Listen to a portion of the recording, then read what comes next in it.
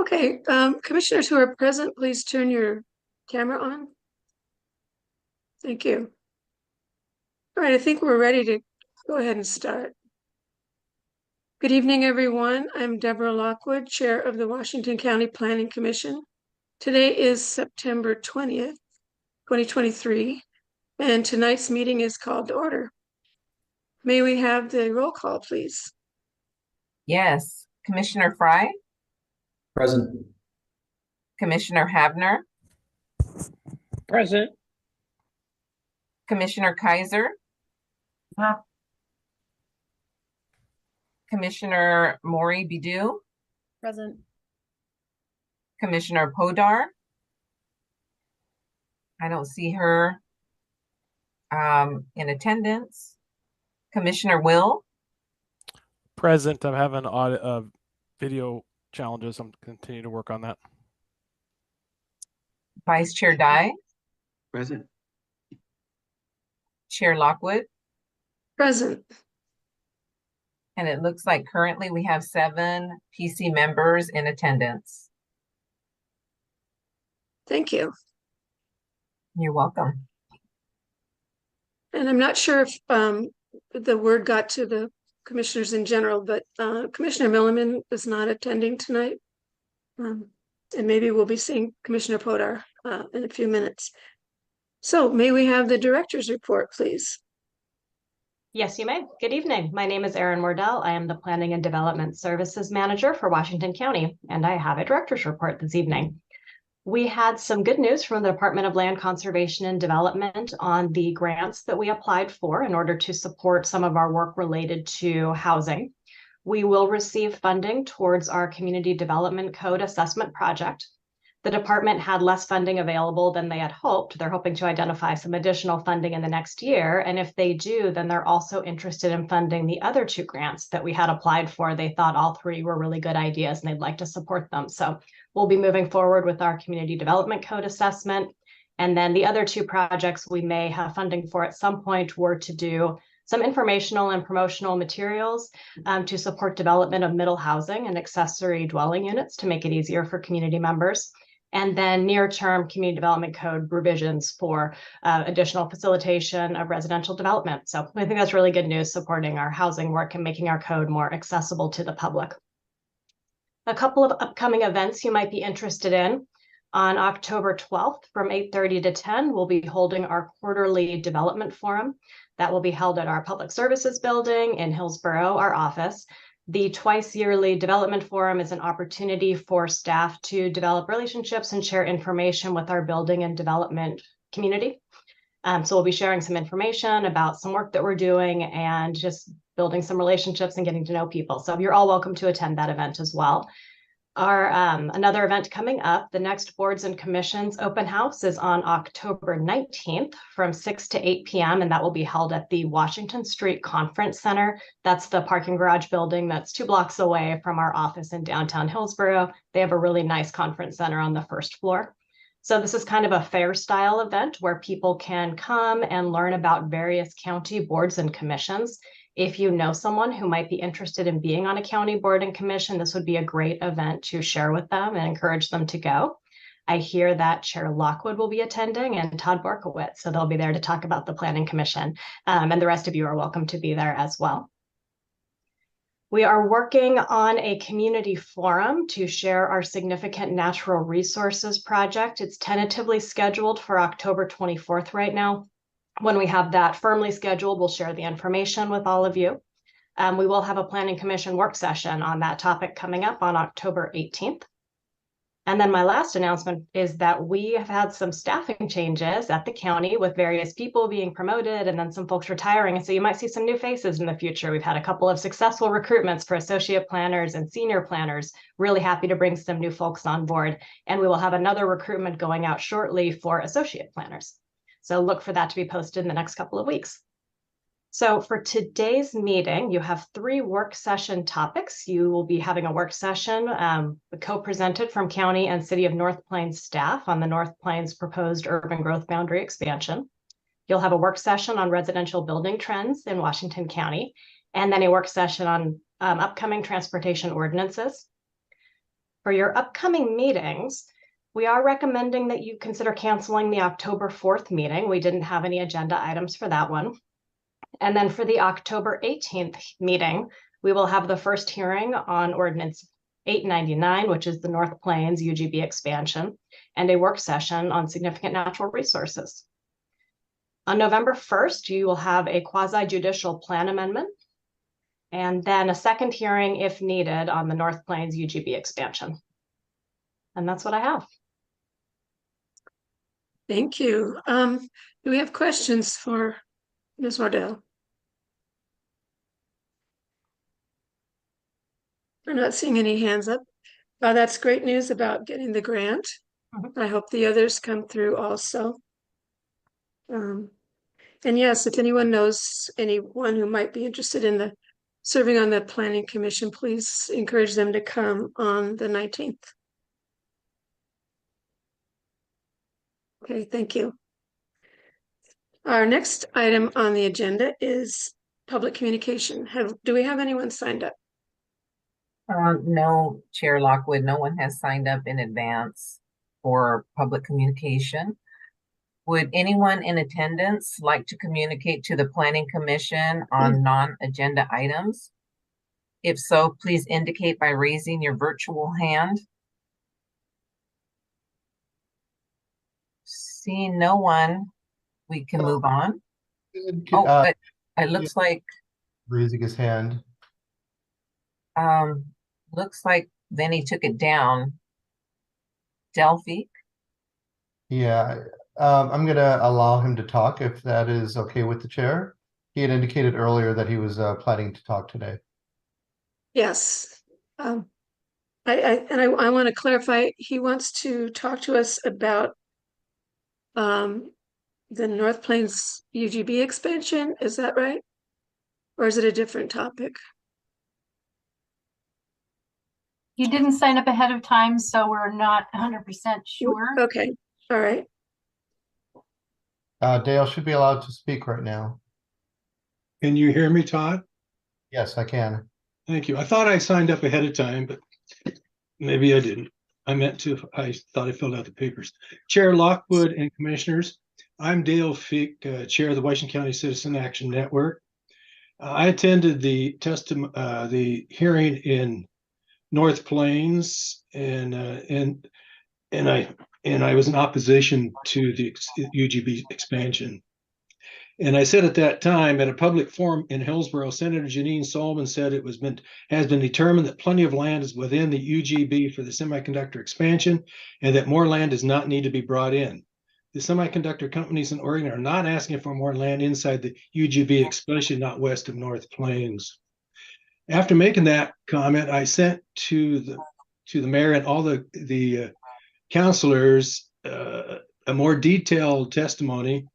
And then after I did that, Mayor Lenican thanked me because she said she had questions that as I made my public comment, and she wanted to have it clarified. And so I gave her an extensive email to that effect as part of the official record hearing there. At the county work session yesterday, well, September the 19th, Chair Harrington, after the same presentation I think is going to be given to you tonight, Chair Harrington had some similar questions as Commissioner Rogers, and they're kind of detailed questions. She said, I see you've done a nice job of laying out in today's presentation 167 acres of residential, the 698 acres for employment, for a total of 855 acres as part of this UGB request. She asked, and I asked also, how many acres is within the city's current UGB? It was a long pause. And then she said, you can take this as to be answered for the next meeting, which is fine. And she said, I'm not asking you to guess, and neither am I. I will be interested to know, says Chair Harrington, as part of the package that we consider what the population growth is over 20-year time period, because PSU comes up with their whatever. What is it? The PSA and then Metro claims? What claims? Oh, wait a minute. That's a loose word here. She says, I'm not a liar. What portion of that may expect to capture within their 20-year urban growth boundary process? And so that leaves the rest. or the other portions outside the Metro UGB within the county. North Plains can't, well, she says, wait a minute.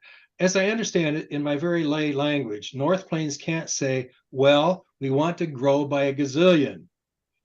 She also says Metro has to say what that gazillion is, not to say in a formal sense, but that gazillion has to come out of some other number. I just don't know what those numbers are. So I look forward to the packaging, laying out that for me, Chair Harrington.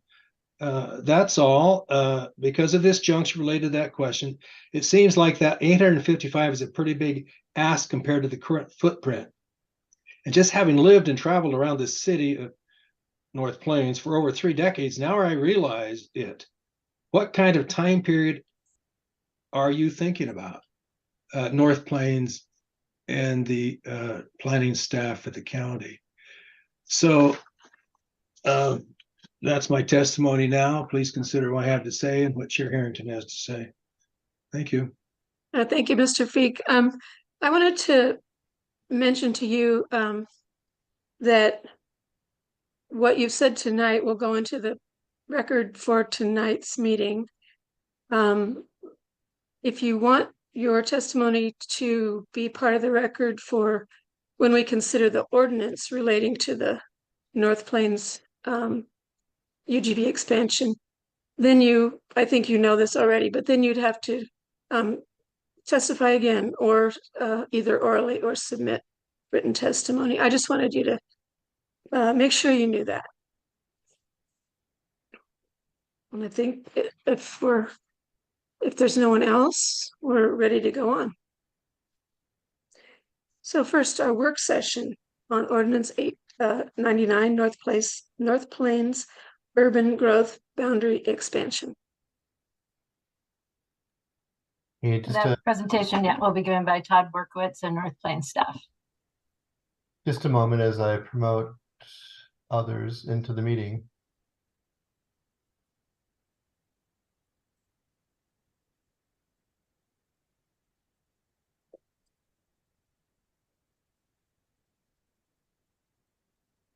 Great, there's Steve.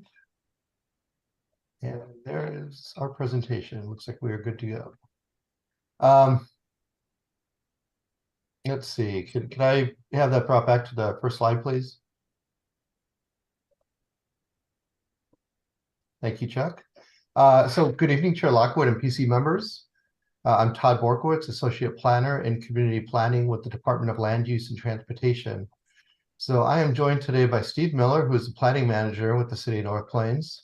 We also have two individuals from the City of North Plains that are here to answer additional questions. So today we'll be reviewing the proposed expansion for North Plains, including the county's ordinance number 899. Next slide, please. So here's our presentation outline. We'll share the purpose and desired outcome, then discuss the North Plains UGB expansion process, including actions that the city's planning commission and city council have taken recently, as well as the county's involvement to date. We'll then talk about the county's ordinance and then discuss the next steps. Next slide, please. So tonight, our purpose is to really outline the process for UGB expansion for cities like North Plains that are outside of the metro boundaries, and update the Planning Commission on proposed North Plains UGB expansion process, as well as next steps. Our desired outcome is to gain the Planning Commission feedback or guidance in advance of upcoming public hearings on the draft ordinance. Next slide, please.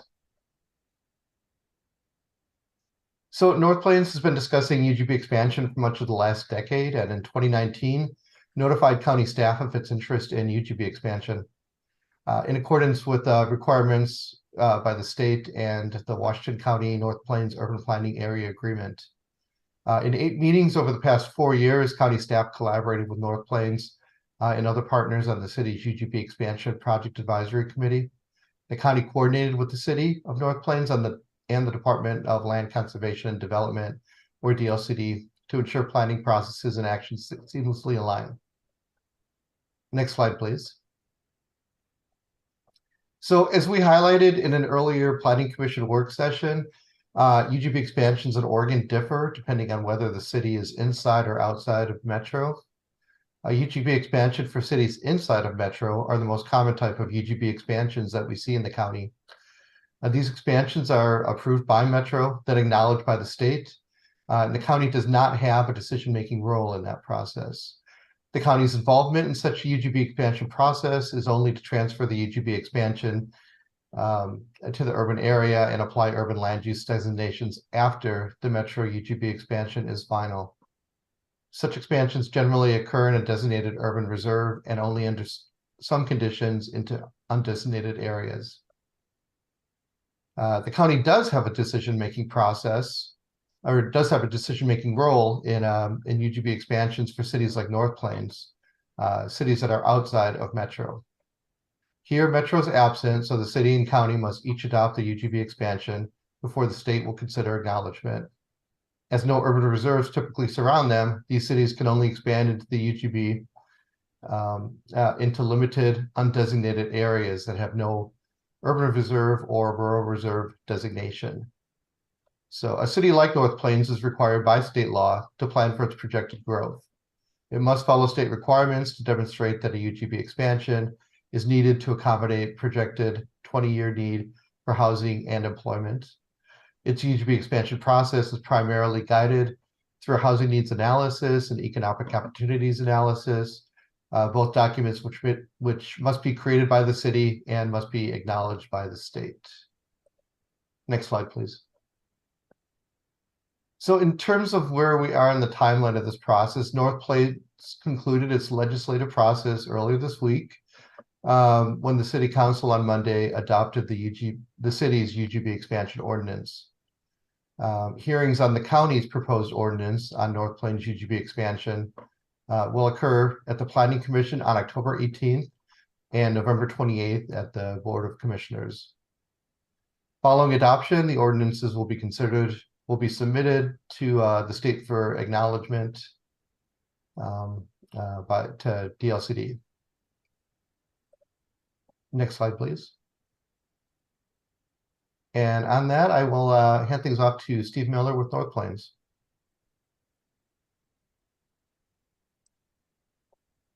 Steve, you need to unmute. Unmute, Steve. Thank you, Todd. Sorry for that. Good evening, Washington County Planning Commission. My name is Steve Miller. I'm the planning manager with the City of North Plains, and I appreciate the opportunity to present the city's urban growth boundary proposal to you tonight. And so really, how did we get here? As Todd mentioned, this has been going on for a while now. It started before I became on board at the City of North Plains, really with the 2015 2035 visioning process.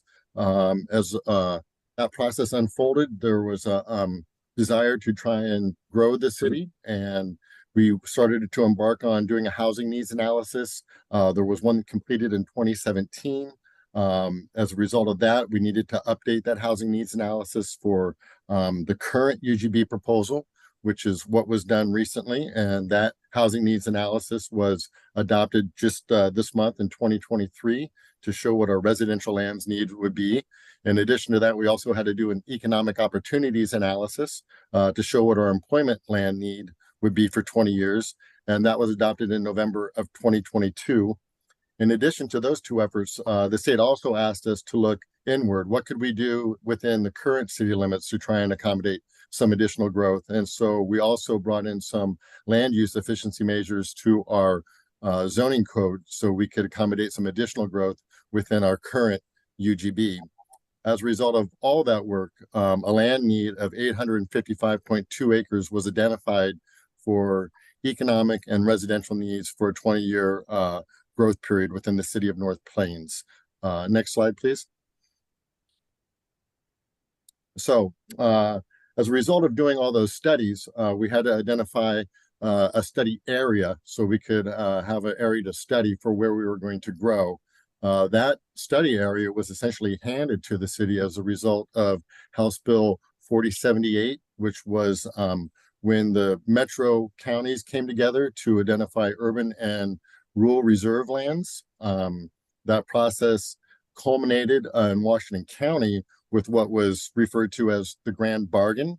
Some of you may have heard that, but that required a large effort over a couple-day period of various stakeholders, government agencies, state representatives, and everybody had to essentially give a little bit to get a little bit, and that's why it was called the Grand Bargain.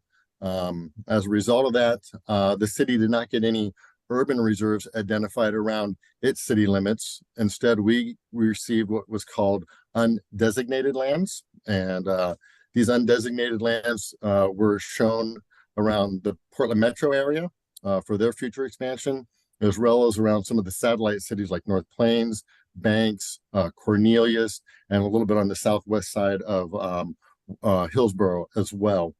And so that really is what provided us with our study area. And so North Plains proceeded to go forward with the UGB expansion analysis following the statutory requirements. Next slide, please. And this is the map. This map here shows you that outcome of House Bill 4078.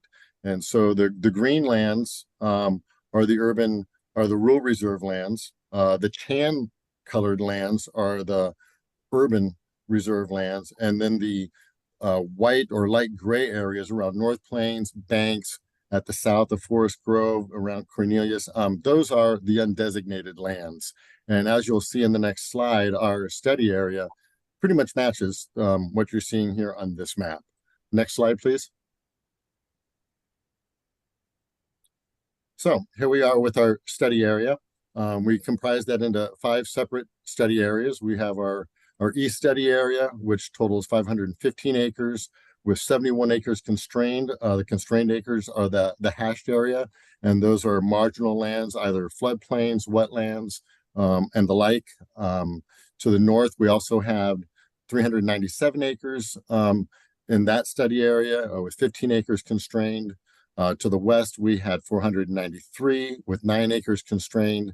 And to the south, 2 areas, one with 114 with 0 acres constrained and 38 acres in South B.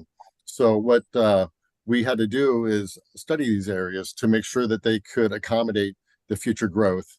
To do that, we had to look at can we provide services to these areas in an efficient and economical manner? We also had to do what's called an EC analysis, which is an environmental, energy, economic, and social impact study to study the consequences of bringing these lands in under those parameters. And then we also studied them based on the compatibility with the nearby agricultural and forest activities. As a result of all that work, we brought that forward. As Todd said, we had a PAC. We had a project advisory committee, and that project advisory committee went through all that information, looked at the study area, and then came up with the proposal on the next slide. So next slide, please. Here we are with our current urban growth boundary expansion proposal, or the areas in the purple. So the project advisory committee said, okay, we got our studies now. We see what we need to do in terms of growth. And then they started identifying the areas that made the most sense to grow. So one area, though, that did not really hit that list as an area to grow was the proposed exclusion area. That area is comprised of the Air Acres and Sunset Orchard Estates subdivisions. There's also an airfield running kind of north-south diagonally through that area. There's very restrictive CC&Rs for future redevelopment of those lands. All those lands are developed with existing single-family dwellings. And so it was determined that that had very little redevelopment potential and should not be considered for the urban growth boundary expansion, and was therefore excluded from consideration. Next slide, please. In addition to identifying the area to grow, the PAC also identified where some of the uses should be located. Unlike urban growth boundary expansion in the metro area, where they concurrently identify the boundary to grow into, as well as the future zoning and so forth, North Plains, being outside of metro, has the opportunity to identify the expansion area first and then come back once that's acknowledged to do the concept planning for that area. However, as Todd had mentioned, this process has been going on for a while. So we also have been working with the various stakeholders, irrigation districts, clean water services, school districts, fire departments, and so forth, to make sure that they could accommodate our future growth. And we have received comments from all of those folks indicating that they have capacity to accommodate the future growth in North Plains. So that was encouraging. And once we get our boundary identified and acknowledged, and we'll come back through that concept planning process to identify where future streets will go in terms of the major street corridors, where the land use activities will occur within these areas. And right now, as you can see, the blue areas are identified as our economic lands. So that could be commercial, light industrial, or industrial in the blue areas. The gold or yellow areas are what we're identifying as our residential land need. So we're hoping to get some high density residential, some single family residential, as well as parks and open spaces into the gold areas as well. Next slide, please. So throughout this whole process, the city, like I said, worked with the various infrastructure and utility companies in the region to make sure that we had the ability to grow and that they could accommodate our needs. We have received their feedback, and so that's encouraging to know that we can grow and they can accommodate our needs for the future. One thing that you've heard a lot of, or will be hearing a lot of, is the loss of farmland and high quality soil. As you know, this whole region is comprised of farmland and high quality soil. So we're kind of in a situation where we don't have many options. And that's really why the land around North Plains, that 1,500 acres, was undesignated. So we would have an opportunity to grow. And again, you know, this was part of the grand bargain. So again, various stakeholders were there, understanding that these would be the lands that North Plains would have to look outward to for future growth. And believe me, if we had lower value soils or marginal lands that we could go to, we certainly would have looked at those as well. As far as the consideration of Senate Bill 4 for the urban growth boundary expansion, it's really not a factor for our urban growth boundary expansion. It came in towards the end of the process. It's a completely separate process that the governor has authority to utilize should he or she choose so in the future. They can come into a jurisdiction and identify lands that they would like to be brought in. It's a completely separate process. But as Todd mentioned, when we were doing our economic opportunities analysis, we did look at target industries, and we utilized the target industries that are currently surrounding us right now. So a semiconductor type facility, we don't believe that would happen, but we had to consider it. We also believe what's more likely, though, is something like the business park that you see on the north side of Highway 26, east of Helvetia, something similar to that with supportive type businesses for the existing semiconductors could be a target industry that could come to the city of North Plains. And then lastly, we did receive some feedback from the irrigation district, Tualatin Valley Irrigation District, regarding some of the easements that they have on the west side of our urban growth boundary proposal. And I've worked extensively with irrigation districts over my time in Central Oregon at the city of Bend, and the easements that the irrigation district has can be piped. They could be relocated in new easements, just provided that we can continue the extension of services that they currently have. So this will be something that gets hashed out through the private development world and the irrigation district as development proposals come forward. But we have addressed that with our legal counsel, and they concur that these easements can be worked with and they can be adjusted as necessary to accommodate the future development. Next slide, please. So this is my last slide, and this really kind of wraps it up in terms of we did all the necessary work to show that the city's proposed expansion complies with the applicable state planning goals, administrative rules, and city code requirements. We also have our acknowledged economic opportunities analysis, our housing needs analysis, and our staff report findings to demonstrate compliance with those rules and requirements. As a result of all that work, the City of North Plains staff recommended approval of the proposed UGB expansion to the Planning Commission, who held a meeting on August 19th and decided to recommend approval of the UGB expansion to the City Council.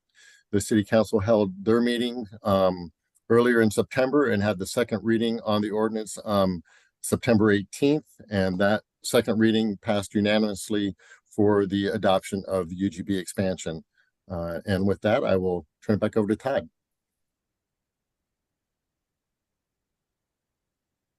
Thank you, Steve. Next slide, please. So county action is needed to expand the North Plains UGB. The City of North Plains and Washington County must each adopt an identical UGB alignment through ordinance. If the board rejects the county's draft ordinance on UGB expansion, the expansion cannot move forward. So the county's ordinance was filed just last week. County has not yet received much community input on the expansion, but based on attention that this action has received in North Plains, the county anticipates that to change. All written testimony to the Planning Commission received on this ordinance will be shared with the Planning Commission prior to the first public hearing. The county ordinance on North Plains UGB expansion proposes minor amendments to the Rural Natural Resources Plan and Comprehensive Framework Plan to the urban area to reflect the proposed UGB, and it does not propose any land use designation changes at this time. Next slide, please. So the county's ordinance is ordinance number 899. Please note that the upcoming hearing dates listed here and that consideration by DLCD will follow any county adoption. Local and state action on the proposed UGB expansion can also be appealed. Once the state acknowledges that the UGB expansion and any appeals are resolved, the county will begin work on two future ordinances. One will update the Washington County North Plains Urban Planning Area Agreement to reflect the expansion. And the second would be to transfer the UGB expansion area from the rural area to the urban area, including the application of the FD10 land use designation in accordance with comprehensive plan policies. Next slide, please. And that concludes our presentation. We have these two policy questions for the Planning Commission. Whether you have any questions for North Plains regarding their process or for county staff in advance of the public hearings. Want to thank you, and also want to note that we also have Andy Varner with North Plains. He's a city manager at North Plains, and Bill Reed, who's the finance director at the City of North Plains, also available to answer questions. Thank you. Thank you. Thank you. Thank you all for your presentation. I see Commissioner Havener has his hand up. Thank you. I have a couple of questions, and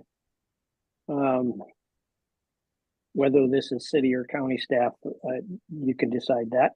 A couple of things that I noticed on slide number 9, the areas that you were looking at also included way down in the bottom left corner, Gaston and the Banks piece. And I wondered if that was also being supported by those city councils or those planning departments for their UGB expansion as well.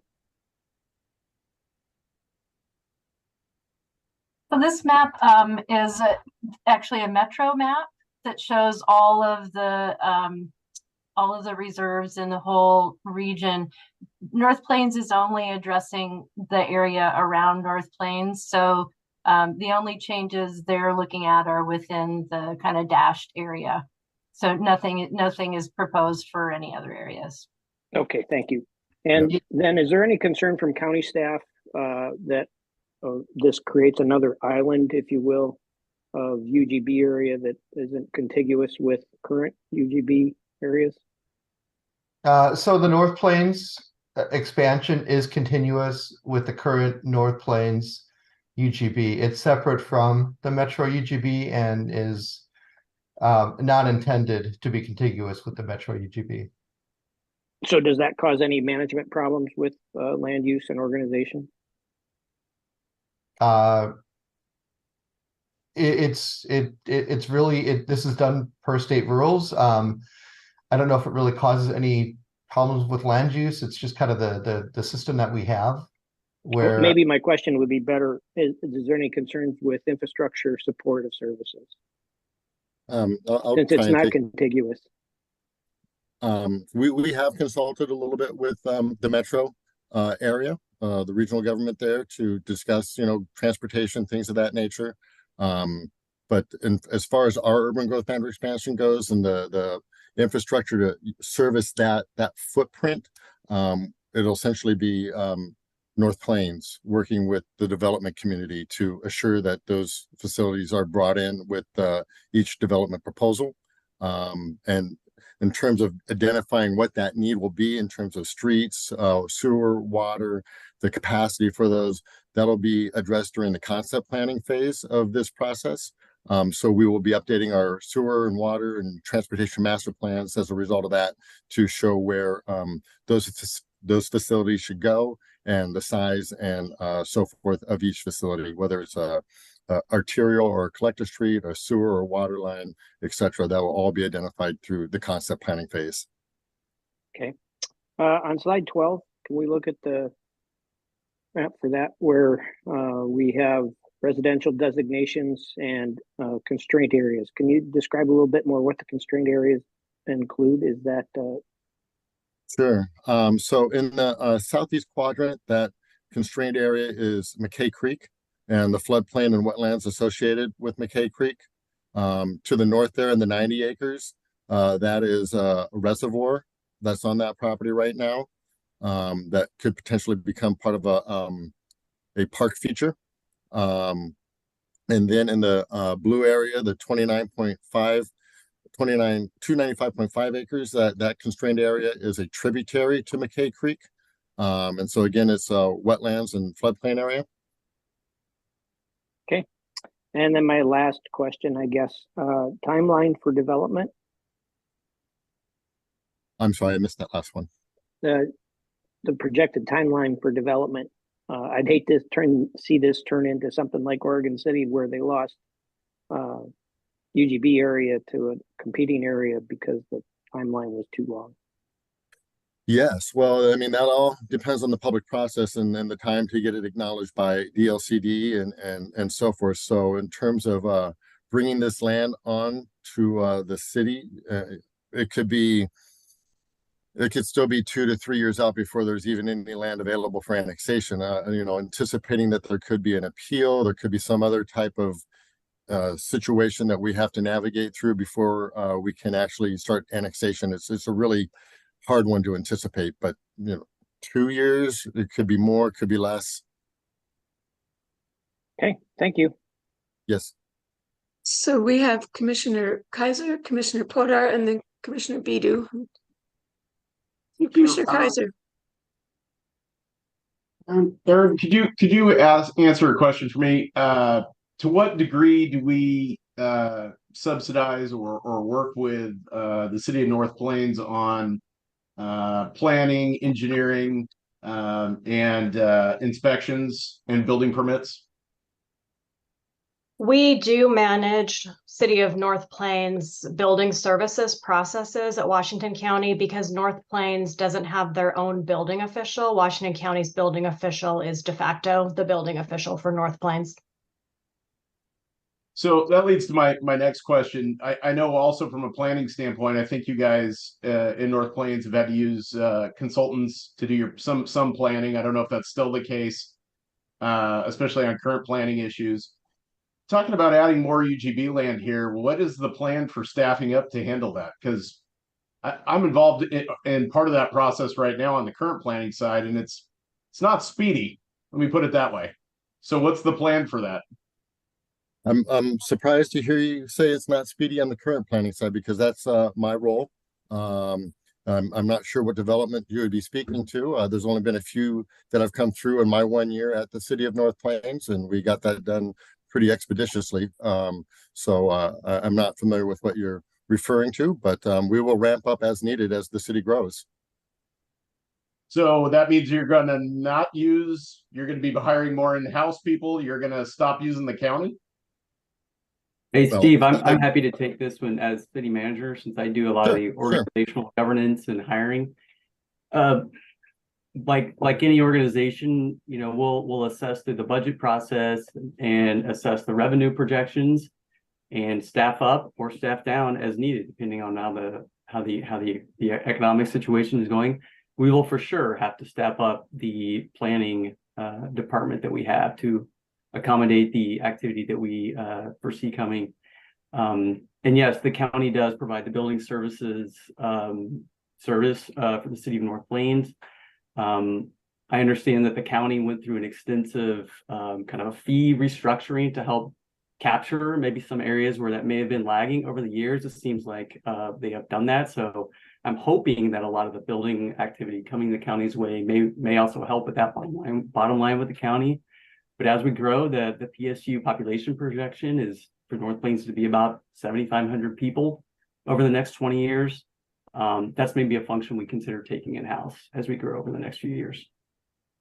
It just, from my own perspective, at some point, as you grow and you get bigger here, we got to get, as a city, it's time maybe to move on to your own group. And I'm interested in that from the standpoint of adding more land. If that's where we're going, then I want to make sure that the city is being as self-sufficient as possible, and the county is doing less and less of that work as possible. Yeah, and that's a great point. That's one of the that's really one of the foundational pieces of our council in pursuing this urban growth boundary expansion is to provide more services and more facilities to residents here. So thanks for that comment. Just from my perspective, I also know, hey, look, you gotta have some of that in order to get some of that, right? That's how it always goes. I just want to make sure that if we're gonna, approve this or if I'm going to be in favor of it anyway, that we have a commitment from you that's a priority. That's all I have. Thank you. Commissioner Porter.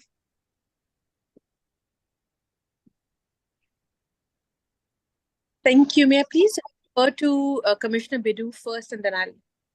Thanks. All right. Commissioner Bidu. Thank you, Chair Lockwood. I was wondering if, first of all, I apologize for my ignorance on the process, but if you could describe the process of, what the steps are. First, we would approve the UGB expansion, and then at that point would the areas within it be rezoned and then do the concept plan, or can you just explain that process a little bit, and then the timeline in which you hope to achieve that? I have a couple other questions after. Sure. In terms of the process, we've completed our process. As Todd mentioned, we're now moving over to the county because it is required to have this proposal blessed by the county before it can be acknowledged by the state. So it sounds like we'll be getting through your processes around the end of this year.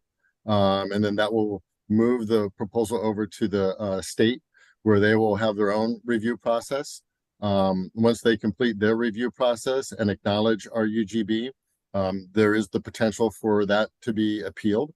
And if that happens, it's really anybody's guess on how long that could take.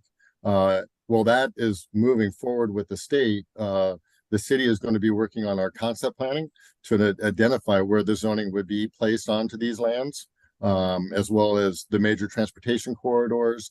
Like I mentioned earlier, we'll be updating our sewer, water, and transportation master plans as a result of that to identify what type of facilities are needed to grow these areas.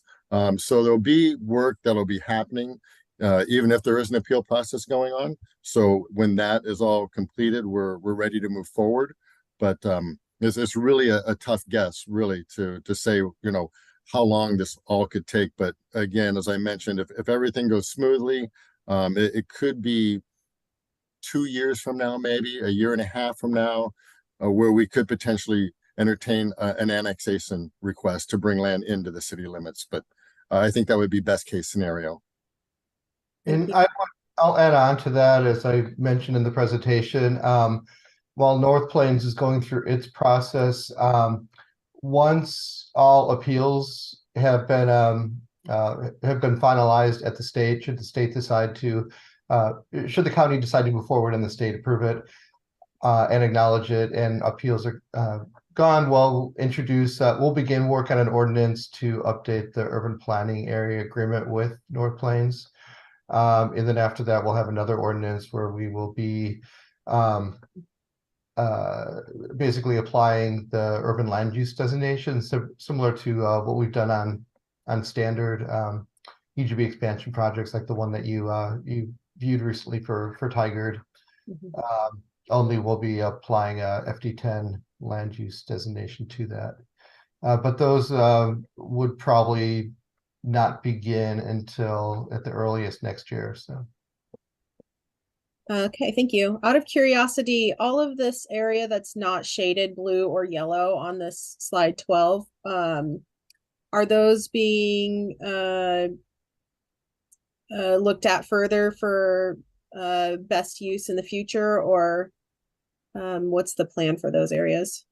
Yeah, I appreciate that question. I should have clarified that in my presentation, but the green boundary line is the study area that I mentioned earlier. And so that is the undesignated lands that surround North Plains right now. And of that, that is about 1,500 plus acres. We're proposing 855 of that to come into the city. So in the future, when the city would need to grow again, that remaining area to the north there would be where we would be allowed to look into future growth. Would that happen in 20 years or more or less? It's hard to anticipate, but right now we're planning this as a 20-year horizon. Given the type of growth we've seen in the region, this could be less than a 20-year supply. It's not anticipated that would be the case, but that future land would come after these lands are used up. And that's one of the discussions that we're going to have with the UPAA. Is now, assuming that North Plains UGB expansion is approved and goes forward, and the line is the expansion does happen. The remaining areas, how much of that does North Plains want to plan for and have as part of their unincorporated area of interest? That's something that will, once that's determined, we'll be updating the urban planning area agreement to reflect that. And then these areas that are not yet developed, that are within the current urban growth boundary, are those going to be prioritized for future development so as not to create islands? You're talking that area to the north? No, like just north of West Union Road, and then there's a little bit under the 90.1 acres of golden shading on just north of Northwest North Road, those kinds of areas. I'll take this, Steve. Yeah, Everything but about 10 acres of industrial land in the city is entitled currently. So our buildable lands inventory is getting down to the E on the fuel gauge. So that area that you see on North Avenue, that's a 508 unit subdivision being built by Lennar. That is all entitled. So they're working through the various phases of that. And then there's 20 acres of industrial land on the east side of town. You see that patch just north of West Union Road. Half of that has been entitled, and the other half, once they figure out an environmental issue, we expect that to come down within a year or two as well. Thank you. Should I let others go, or should I keep going? Well, do you have just one more, or do you want to come back after someone else? I can either way. I have two more questions. Let's finish. Go ahead, please. Okay. Next question is about affordable housing. what kind of considerations are being made on the early side to ensure that there's equitable housing within the city, and what kind of equity work is being done early in order to keep that at the forefront?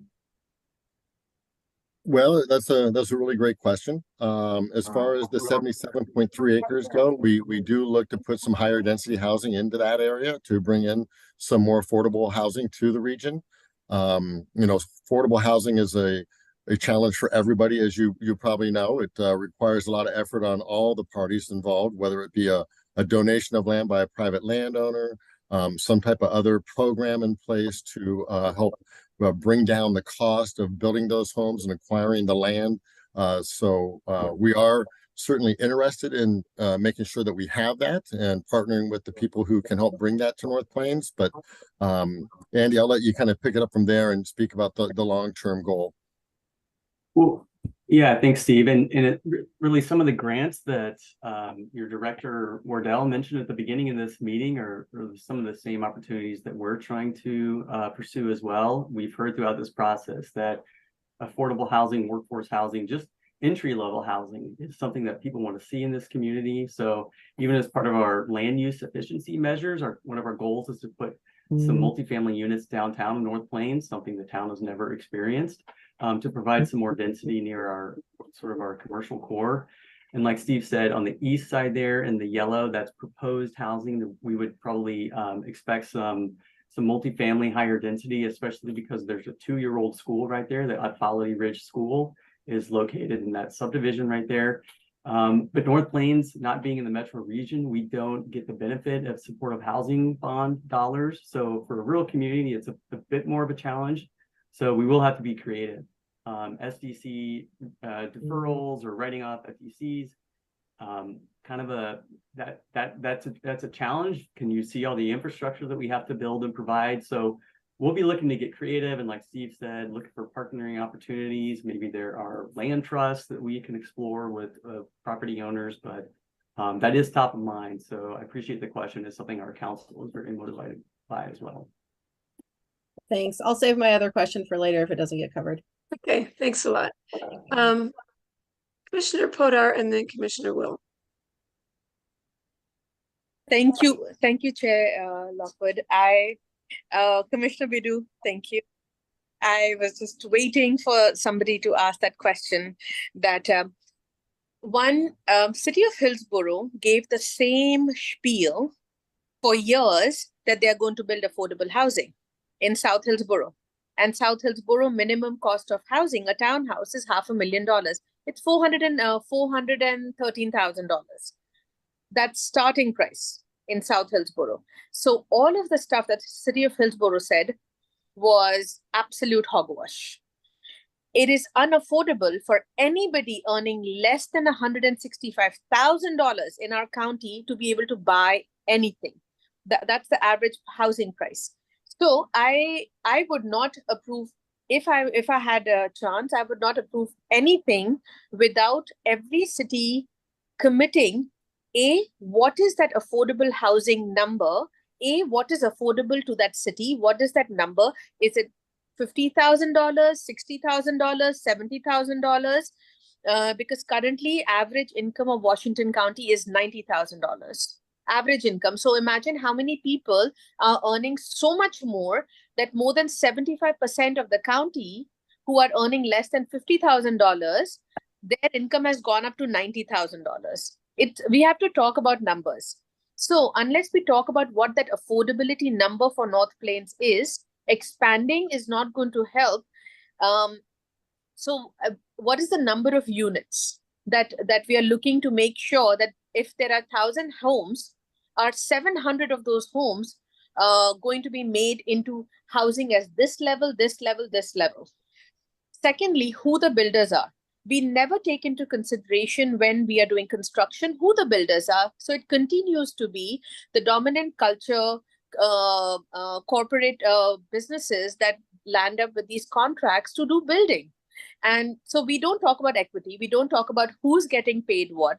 Or are we expanding our are cities during this process expanding their equity commitment? Because equity is just a buzzword that every government person says that they're working with equity. It's not possible to say that, because the people experiencing it will say whether they have been treated with equity or not. We can't claim that we are working with equity. We are only attempting to. So all of the construction and everything, we don't know what that looks like. Lastly, as your Public Transportation Advisory Committee member, PTAC member at the state, North Plains, we don't have transportation in Washington County. North Plains is not connected at all in transportation. So considering how many people currently live in Washington, in North Plains, and it's growing, with no plans for any public transportation, I would be hesitant to even think about expansion, because that means adding more cars to the road, more chaos. We are not meeting our climate justice goals, nothing. So I think that we keep expanding land, but we don't see what we have, and are we delivering services to the people living there? And as we grow, are those services in place to deal with that? City of Beaverton, the Cedar Hills area, complete development of that whole region, single level, all malls or store spaces. It's crazy that we did not build on top of the stores housing that people could live in. So it's single level housing, or I would request everyone to go check it out. It's a waste of space, absolute waste of space, which is connected by public transit. So without public transportation, without accurate number of affordability, without seeing who's getting contracts to build, I would love to know what North Plains plans are in place to be able to get this UGB expansion approved, if that helps. And I can clarify more. If you have some particular questions you'd like me to answer, I'm happy to do that. There was a lot there. I will just say this. One thing we haven't mentioned is we did get some state help. We did get a transportation growth management grant to do all of our comprehensive and concept planning in the city of North Plains. One thing that makes the community a little unique is if you look at that map, 99% of the community is off the highway. It's not bisected by a highway, and that will give this the ability and the opportunity to plan a little smartly, to have a lot of pedestrian multimodal connections all throughout the community, from employment centers to housing, which are going to be a little bit more centrally located. A lot of the points you made about affordable housing, I can't dispute that. That's a challenge. It's a challenge all over the county. It's a challenge all over the state, all over the West Coast. I do know that oftentimes if there is any solution pointed to, is to provide more housing stock, to provide more for all, and that would hopefully drive the costs down for others that are seeking housing. One of the things we're attempting to do here, this is approved, our housing needs analysis showed a housing need of more than 750 units.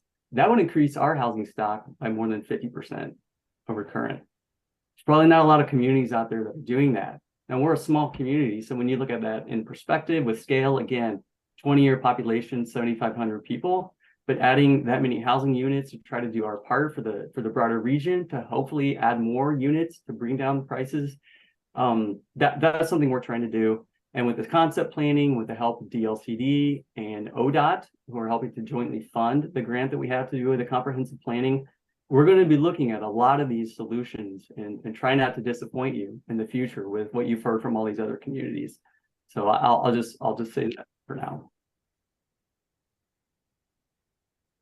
Can we go ahead then to Commissioner Will? I still have a follow-up question. Thank you for that, Andy. Andy, I have a question regarding the transportation. So when we say that more housing is going to bring down the housing prices, that is actually an inaccurate statement. That is not happening. There is nobody that has proven that. But however, when are we going to actually ensure that we are intentional about this, that as we are demanding for this growth, we are going to expand into these many units? What is the timeline? If we are saying that in 2 years, we are going to see development, what does the timeline look like to ensure that at this level, the housing price cannot exceed this price as we develop? Because that's how the housing price will come down. Not saying that we are going to build more housing and expect the housing prices to crash. That's never going to happen. But when we say, as we mentioned on the PTAC, it's plans after plans after plans. What is the actual work that is happening with say a 2-year timeline? That in 2 years, this is what, in 1 year, we'll have a bus. In 2 years, we'll have 2 buses. In 5 years, this is what we'll have. So what does the timeline look like? So that there is something to give back to the community. Otherwise, if a community asks me, what are we doing? What does it look like? What do I say? It's in the plans. So do you have some more accuracy in numbers? I would love to see that. Maybe it's not a question, but I would love to see those numbers and some more accurate data regarding housing numbers, housing prices, and transportation plans. Thanks. Todd or Chair, do you want me to answer all those, or I don't know if you want to keep going with questions? I'm happy to have the dialogue, but I want others to be heard too. Well, I'm wondering if you're going to be coming back to us when we consider the ordinance in a month. So, Mr. Borkowitz, what's the plan there? I would like to confirm this with Aaron, but I think if the chair requests, we could probably provide a memo after this meeting to answer some of those questions. In terms of the next meeting, it's October 18th. It is going to be there is going to be a hearing. I guess it's really up to the chair whether you would like to invite North Plains back to that, and whether North Plains is available to join. Okay, all right. Yes, we will have a staff report that we'll do for that meeting. Rather than doing a separate memo, I'd like to probably include some more information in that staff report. That'll be issued in about a week. And I think doing a separate memo could take us away from being able to finish that staff report. But the city has done a housing needs analysis. They've reviewed a lot of things. We can talk with them a little bit more and probably put a little bit more in our staff report about housing and what kind of housing needs they've planned for. Okay, and the affordability issue. Yeah. Commissioner Will. Thank you, Chair Lockwood, and appreciate this presentation. I used to work in North Plains like 15 years ago, so it's good to see there's some plans. I remember then it was constrained, and it looks like you guys have kind of gone through the process with the land you have available to you, because I see like all flat, very nice farmland on all sides. I do have a couple questions, but I wanted to make some points just for reference. I see there's about 90 and 77 acres, so like let's say 170 or so acres that are gold here on this particular page 12, and some of those acres are encumbered. I was involved about 6 years ago in a project in Woodburn that had about 140 acres, and it had about 800 dwelling units. So I think what I heard you say, your land's need analysis shows in the 700 dwelling units. So from my perspective, I think you guys seem right in the right ballpark in terms of area. And if you're able to get more density out of it, maybe you'll even exceed that. So I thought that was interesting. One of my questions I had was, I'm not familiar with who your agencies are. Could you just briefly remind us who provides sewer services, who provides water services, and specifically where does that sewer go, like sanitary sewer, where does it go to be treated? And then where does the water come from, not just what agency provides it? And then just confirm if you have any other public utilities, or are you like PGE Power, or where do you get your services from? And the reason why I'm asking this question is I heard on the radio today about some some idea of creating a new town east of Bend. And you have like a lot of existing small towns like this one. And you always think when a new town's created, where are they going to get their water from? Where are their sewer going to go? Where are they going to get power from? Can you just remind us as part of that, what you guys have for utilities? And that'd be great. Those are my first question. I have a second one. Yes, Clean Water Services is our sewer provider, and the Joint Water Committee is our water provider. I'm relatively new to the city, so I'll defer to Andy in terms of I'm not exactly sure where the sewage disposal plant is. It's to the southeast, I believe, and the water is running through a large pipe that provides water to our storage facilities that we have in town. We have 2 reservoirs or storage tanks, if you will, in the city where that water is deposited when it comes to the city. But Andy, can you help a little bit with that? Yeah, sure. Thanks, Commissioner. Joint Water Commission is our water provider. PGE is our electric utility, like most of the region. Clean Water Services is the storm and sewer provider, and everything conveyed here goes to the Rock Creek treatment facility. We've had discussions and interest from other water providers like Tualatin Valley Water District if North Plains has larger capacity needs. So there's a lot of the discussions with some of the utilities and various agencies that we've had discussions with, and all have confirmed the ability to serve and to meet the acreage needs that we have. Yeah. Do you happen to know what watershed that water utility draws from? The Joint Water Commission?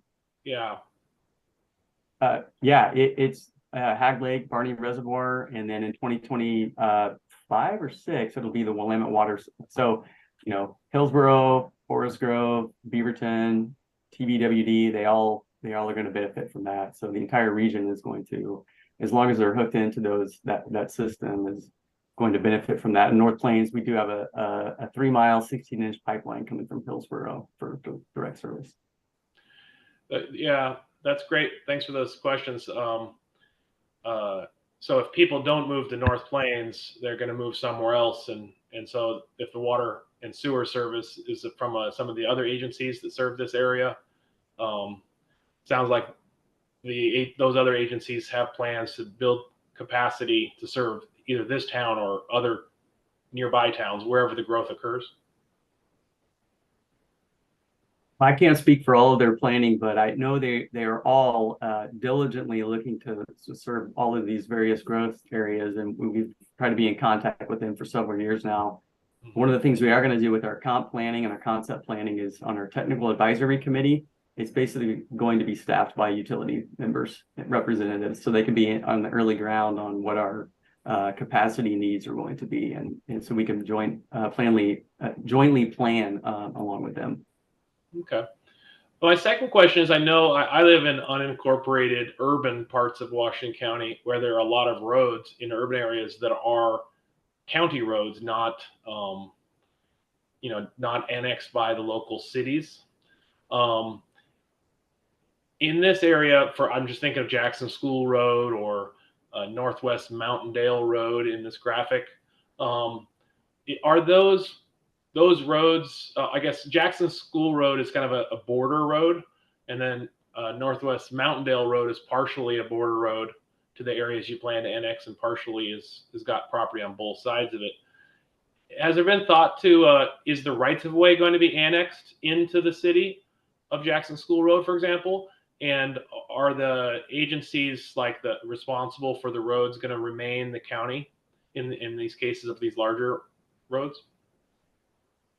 That's a real good question. I believe a lot of that will take place during the concept planning in terms of some of these roads. As you may be aware of, North Avenue was a county road at one point. And when the Bryn Hill subdivision came on board, the city worked with the county to take over that roadway so we could get some street designs that we would not otherwise get for that street. And so I anticipate a street like Mountaindale Road or Gordon potentially being requested to come into the city limits. So we can not so fast. Not so fast. We're not going to that question right now.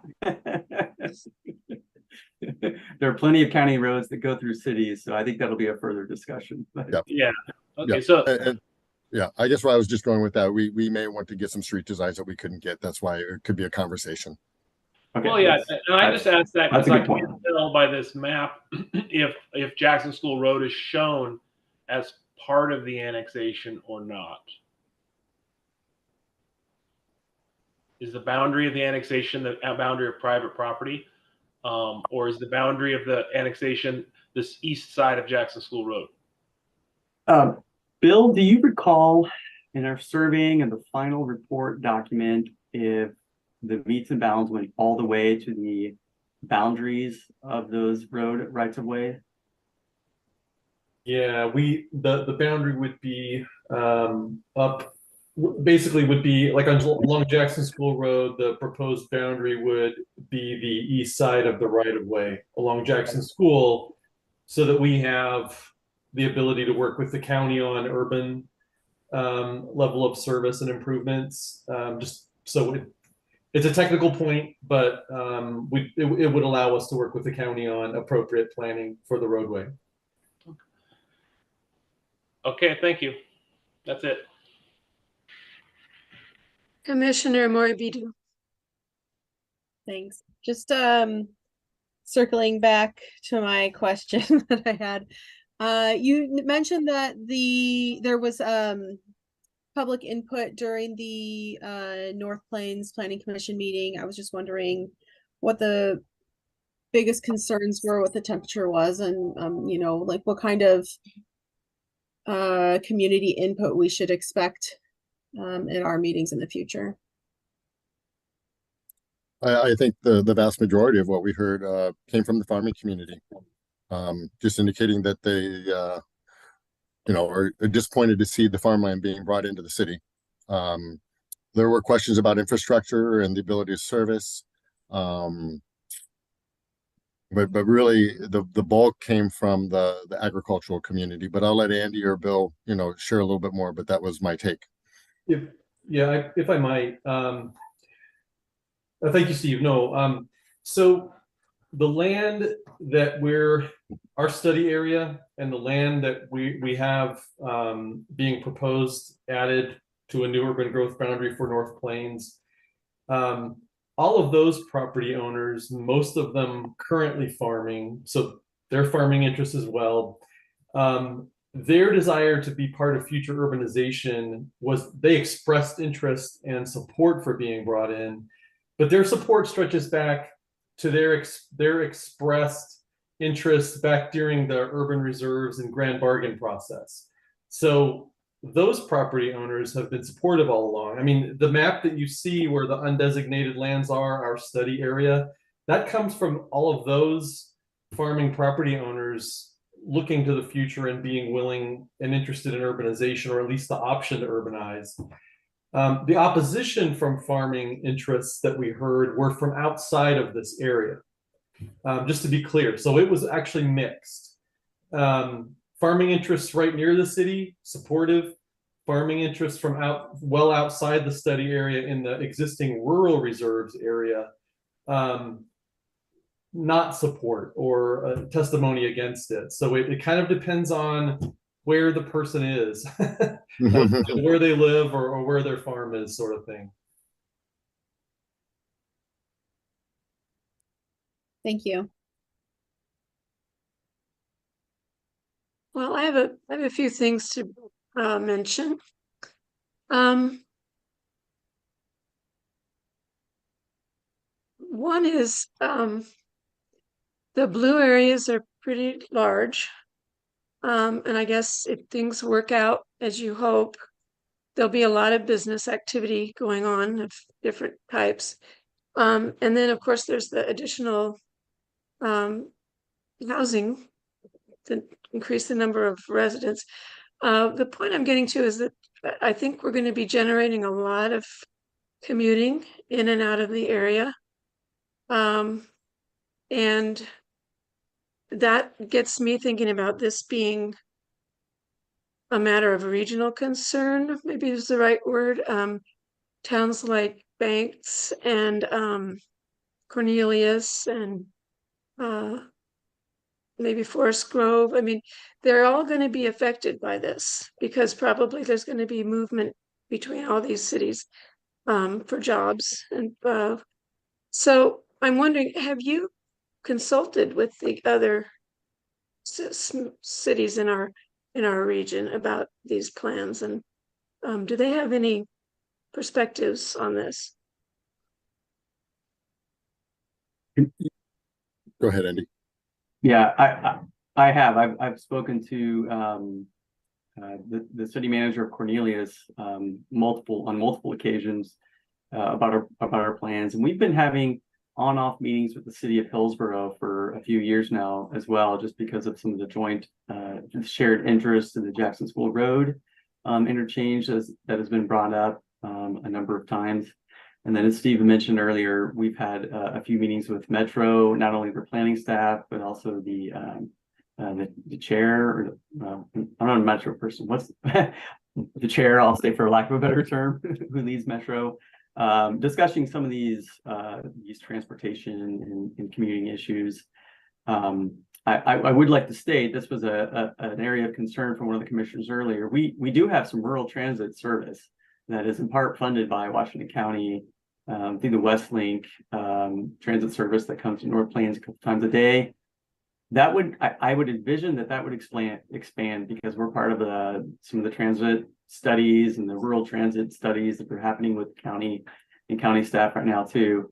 If employment centers develop in North Plains, I would certainly envision additional transit opportunities to and from North Plains, especially to connect to TriMet facilities as well. Oh, thank you.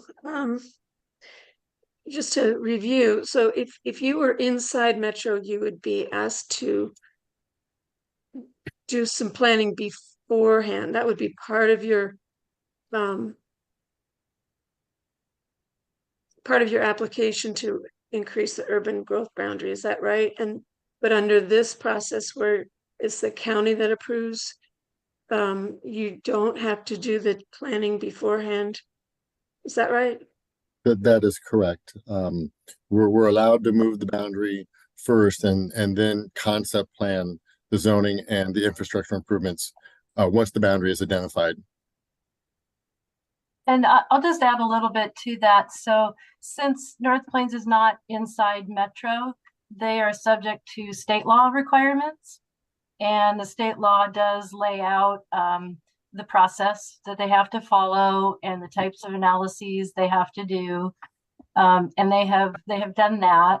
And the state representatives were on the technical advisory committee and did advise North Plains along the way. So they've done the level of analysis required by the state, but it is different from what Metro requires. Metro does have a higher standard of analyses that's required under their functional plan than what's in the state law. Yeah, it goes a bit further in all of that. And then I listened to the discussion with the Board of Commissioners that was yesterday, and they brought up the issue of criteria and what are the criteria to approve this or not approve it.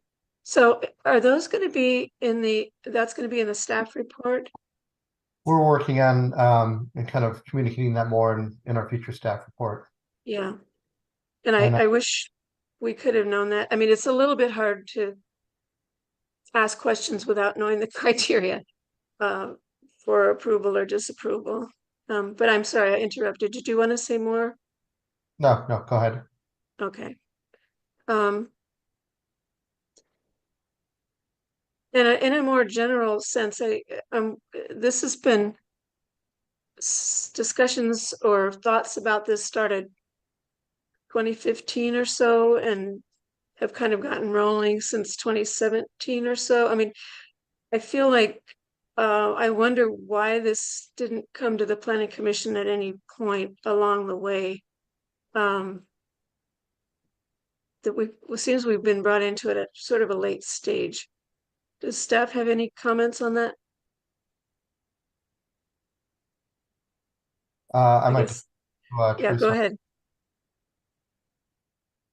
I mean, really, until there's a proposal that's been voted on, we don't have anything to bring forward, you know, so we were just working on generating our studies, getting our ducks in a row. So we had all the necessary supporting documentation to make a UGB expansion proposal. So we did work with the county, as we've indicated, you know, as part of our PAC. They were on that advisory committee. So there's been conversations with staff, but in terms of coming to the planning commission, it was a matter of, you know, completing that proposal, completing all the study work, getting everything nailed down so we could demonstrate that we have done that work and that it does comply with all the applicable rules and regulations. And we've been in regular contact with the district commissioner, Commissioner Willie, at the county level for a number of years. And Finance Director Reed and I gave a presentation to the Board of Commissioners in early 2022 on our progress. So I apologize if we haven't made it to this body yet, but right now we're the applicant. So we'd be just like any other land use applicant coming forward. Yeah. I do want to add that this actually is something that has been proposed in the planning work program. And for the record, I just want to highlight that we did have a work session back in June of 2023 with the Planning Commission highlighting this and the Tiger GGB expansion. Yes, I remember that.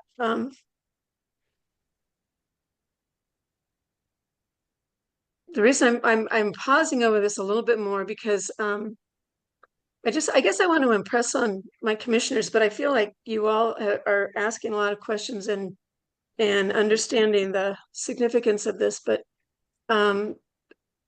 I've been on the Planning Commission. This is my 7th year, and this matter is by far the most significant that's come before us. When we've worked on code revisions, you know, code can be put in place and then it can be revised again at some point. And so they don't have this sense of permanence. And then when sometimes we do plan amendments and those are permanent, but they affect much smaller areas, a few acres at most, as I recall. So now we're looking at something that is a big change and it's permanent. It's changing the use of farmland, and that, you know, that's not going to go back. That's once we change that, it's done. So I just feel like this is something really significant for Washington County, and it deserves our careful attention. I do appreciate the 3 of you coming tonight and talking to us, and giving us all this information. I guess I have one more question, which is, the blue areas seem large. You know, they're around 600 acres, I believe, and the employment is shy of 200. So, how did you come? I know you've done the studies, but can you talk a little bit more about how you came to that sizing of the areas? Bill, do you mind taking that question? I don't mind at all. Per the state rules that we have to follow, we updated our economic opportunities analysis, which is basically goal 9, economic development in our comprehensive plan and required by the state, our city with its own UGB. And in doing that, back in 2021, getting a little bit into the weeds, City Council made it clear with a resolution actually that they recognize that because of all the residential development that had been occurring, you can kind of see on the map right below the word West Union Road on the east side, and next to the 77.3 acres that are golden, there's a new residential development, newer in there, Sunset Ridge. That's just under 400 housing units that are fully built out. And then the Bryn Hill development north of town, in the area that looks vacant on this map, just north of North Avenue, that's about half built out now, and that's around 500 residential units. And City Council recognized that the city in 5 years was going to have the worst exurban, bedroom community, imbalanced tax base of any city in Washington County, and one of the worst in the Portland metro region. And so by resolution, it directed effort on UGB expansion to explicitly balance the tax base so that the city had resources to provide basic services.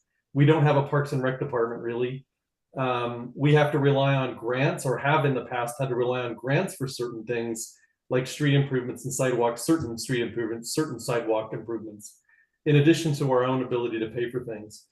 And council directed that future residential need was obvious, and we would need to plan for that by the rules, but we needed to rebalance the tax base and an ability to provide services and do things on our own, like development services, like Commissioner Kaiser mentioned a little while ago. That's one of the services that we'll be looking to scale up on our own, but we have to do that with resources. So our EOA found that to have a higher quality of life in the city and balance services and work-live balance and walkable services and employment, among other things, that was the amount of employment land and opportunity to grow the economy. That's what you see in the hypothetical blue areas in this map here. So that was really kind of the process. Okay, thank you for that answer. It was very helpful. Commissioner Fry. I just had one question, really, and it's kind of in follow-up to Chair Lockwood's comments. The slides are really helpful. The conversation is really helpful. But I was wondering if we could have easy access to some of what I'm sure is public information on what's been done on the process so far, so we can review some of the additional studies and documentation to make a really informed decision here.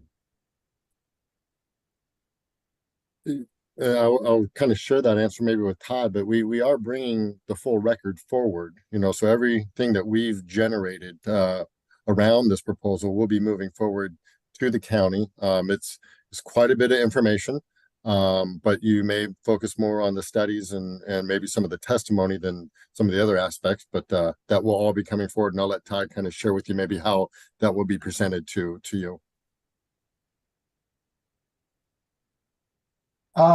So it will be part of the record that goes to the state. The county, just to clarify, the county is doing a separate ordinance that is that the county will be making its decision based on a lot of the findings in the housing needs analysis and the economic opportunities analysis, but the county will be doing its own findings also. So I just but in terms of information on the process that North Plains has gone through, I would probably direct you best to the North Plains website. I know that economic opportunities analysis and housing needs analysis are posted there, from what I recall. And I believe there's meeting minutes from the Stakeholder Advisory Committee that was involved in the UGB expansion for the last couple of years. Yeah, and we can, as part of our reports, we can provide links to those documents. I've got them here, and they're quite lengthy documents, but they will be part of what the criteria are for considering the UGB expansion is the adequacy of the analyses that the city did, and whether what they're proposing kind of matches with what those analyses are. And so those were the basis for their proposal. So I think at the least we would provide links to them so that planning commissioners can read those and see what the city did in preparation for proposing their expansion. Yeah, that'd be great to have those easily accessible. So I'm sure there's a lot of information there. Thank you. Commissioner Will. Thanks, Chair Lockwood. I have another statement. I actually look at this as not very aggressive at all, knowing that the 140 acres that I referenced in Woodburn, when it was annexed, I remember there was something like a 5-year land supply. So if they think that this is going to get developed out over 20 years, they'll probably have a plan back on the table in 10 years to expand the UGB further. So I'm actually a little bit less concerned about that. But I'm sort of the opposite. I'm curious if you could anecdotally, maybe briefly, explain like. I know a lot about the 20-year land supply rule, but it's always just sort of a vague thing. Like, did the city of North Plains try to get the ball rolling earlier before you kind of felt under the gun and not get traction? What happened historically that you finally got going now, or are you actually on a good pace and just development just happened here at the tail end so quick that it looks like you're running out of land? I can take that actually. So the history of North Plains is really kind of told in terms of before voter approved annexations were ended by the legislature and after. North Plains for a very long time was a 1,100, 1,200, 1,300 population city. And that was largely because in the state of Oregon prior to 2016, 2014 or 2016, I need to clarify that. Cities, in order for annexation to occur into a city, voters actually, in the city of North Plains and some other cities, voters had to approve it. And for years and years, way back when, voters would deny annexation of anything really, just because of sensibility back then. When the legislature ended voter approved annexations because it was holding up housing supply mostly, development or land that was already in the urban growth boundary for a number of years suddenly was able to annex by legislative decision by city council only. And so that began a building boom in the city of North Plains.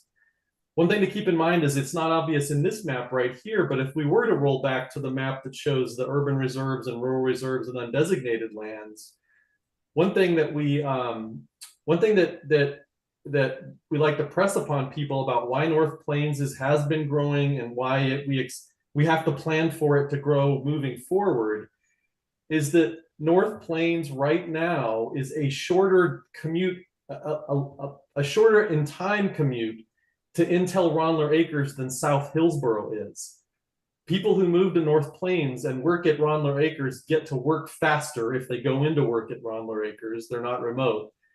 The drive time is shorter from North Plains to Intel than it is from South Hillsborough.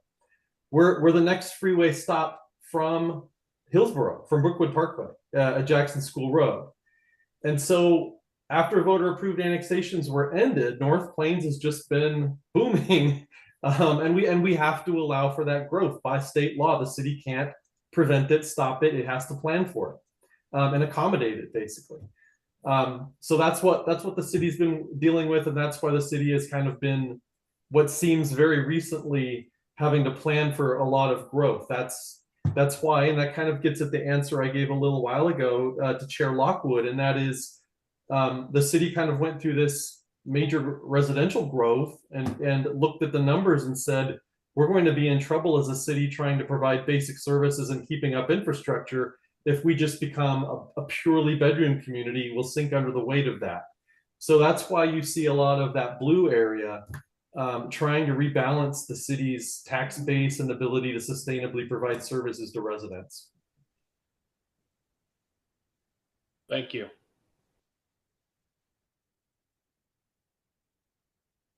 Are there any other questions or comments? Okay, I'm not seeing any hands up. Thank you to each of our guests for coming tonight and presenting to us. We appreciate it.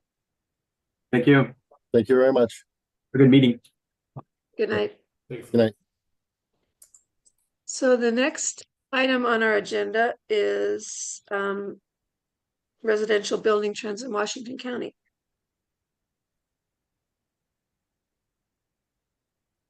And I'm not sure who's presenting that.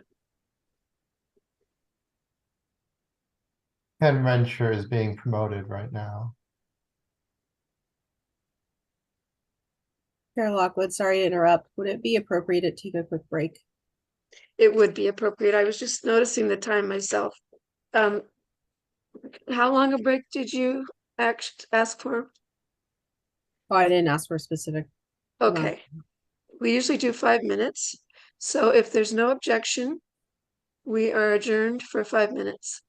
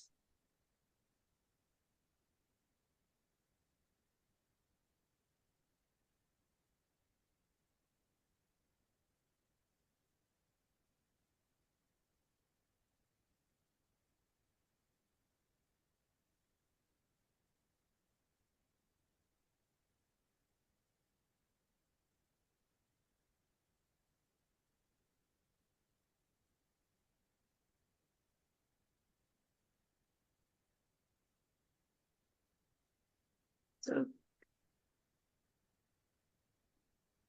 I see Commissioner Kaiser, Commissioner Havener, Commissioner Fry. Chair Lockwood, I'm here. I'll be turning on my camera in 5 minutes. Okay, thank you. I'm also here and my camera's not cooperating at the moment. Okay, thank you also. So I think we're at a quorum now.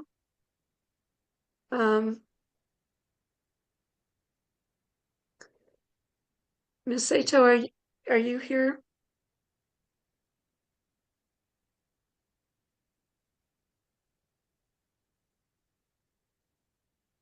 I wanted to ask her if she wants a roll call at this point. But probably not, since it's only a work session. I believe since it's only a work session, we can go ahead. Okay, very good. We're not quite all back, but let's go on, please. So our next presentation, residential building trends. Please, Mr. Rencher. Good evening, Commissioners. Ken Rencher. I'm a senior planner in the Long Range Planning Group of LUT. And tonight, I'm just going to go quickly over some residential building trends for what we've been seeing in Washington County since 2010. Go ahead and share my screen, or I guess somebody else will pull it forward. I think Chuck already has it. Okay. So let's go ahead and go to. So are you seeing then the chart with the blue and orange graph? We are. Yes. We're seeing slide 2. Great. All right. So what you're seeing is the building permits that have been applied for and issued in all of the jurisdictions of Washington County. These are combined over the last decade plus.